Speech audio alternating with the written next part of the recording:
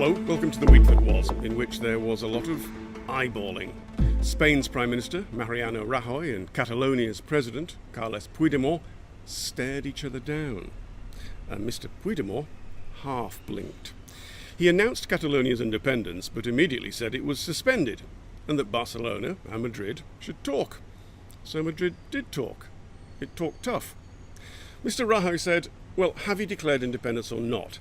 Let me know by next week. And depending on the answer, Madrid could impose direct rule on the region. That would bring trouble.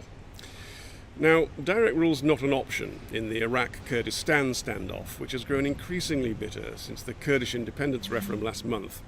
Iraq and neighbouring countries responded to that with sanctions and also the threat of force to prevent an independent Kurdish state. This week alarm bells rang, especially on Wednesday, when the Kurdish Security Council said Iraqi forces were preparing to attack on several fronts.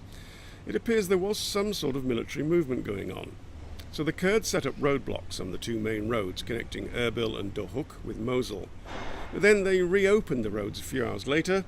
Iraqi military sources denied any attack was planned and suggested security forces were focused on fighting Islamic State. Speaking of which, ISIL is on the verge of losing all of the Syrian city of Raqqa. Kurdish-led Syrian opposition forces have cleared most of the urban areas, but there are still several hundred ISIL fighters there, and they're using civilians as human shields. Now, the fighting is grindingly slow, but the last pockets of resistance will probably fall this month. So, to the somewhat more rarefied atmosphere of the annual meeting of the World Bank in Washington. Such international jamborees are often dismissed as talking chops. They are, but it's good to talk, and from that can spring policy and action. This was the first annual meeting of World Bank President Jim Yong Kim's second term in office. It's given him the platform to argue that organisations such as the World Bank and the IMF remain crucial to global investment programmes on education and on health, especially in the developing world. For that, of course, they need money from the rich states, and this year there's not that much money about. And the Trump administration, the Americans give the most of the budget, well, it's being, shall we say, cautious about putting in more capital. Kim made the case that the bank is not just a lender, but it can turn investments into profits. And on the practical side, he's putting together a huge plan for a massive investment for reconstruction in the Middle East and North Africa. The allegations of sexual harassment against film producer Harvey Weinstein dominated headlines, and they just kept coming. And they suggested a level of grime underneath the glitter of Hollywood. Now, both American and British police forces are investigating claims of sexual assault dating back to the 1980s. Weinstein has unequivocally denied allegations of rape, but he accepts he behaved inappropriately. He says he needs a second chance.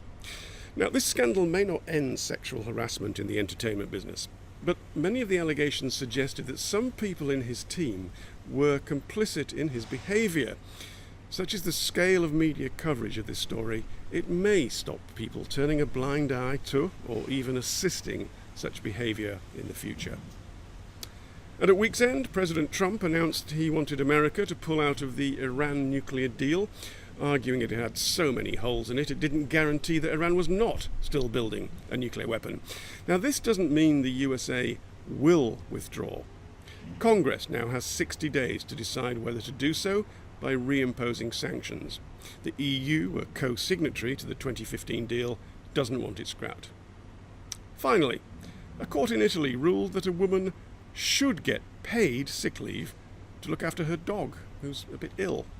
A judge accepted the argument that the woman's employer should pay for her days off that she'd taken to look after the animal, as this came under serious or family personal reasons for absence.